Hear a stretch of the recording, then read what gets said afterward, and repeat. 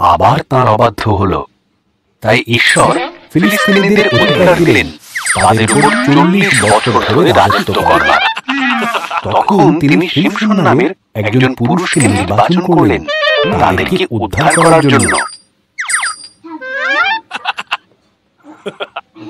একজন স্বর্গদূত শিমশনের মাকে কথা দিয়ে ঈশ্বরের একজন স্বর্গদূত শিমশনের মাকে কথা দিয়েছিলেন যে তিনি এক পুত্র সন্তানের জন্ম দেবেন।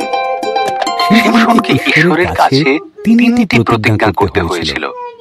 সে মদ্যপান করবে না, মৃতদের ছুঁবে না, কখনো নিজের চুল কাটবে না।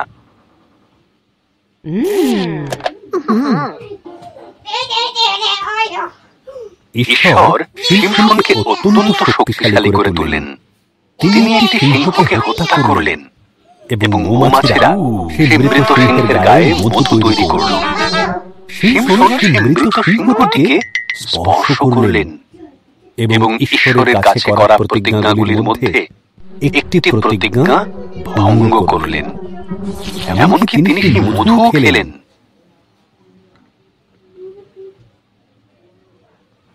দলিলা নামক এক মহিলার প্রেমে পড়লেন শিমশন।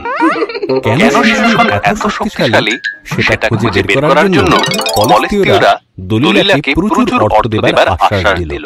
দলিলা শিমশনকে বারবার জিজ্ঞাসা করতে লাগলো,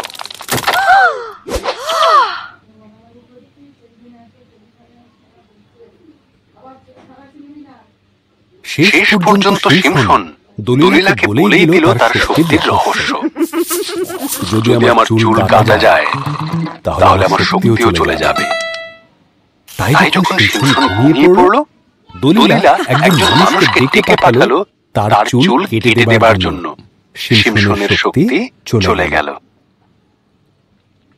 ফিলিস্তীয়রা যখন এলো, খুব সহজেই তারা তাকে বন্দী করলো। তারা তাকে অন্ধ করে দিল।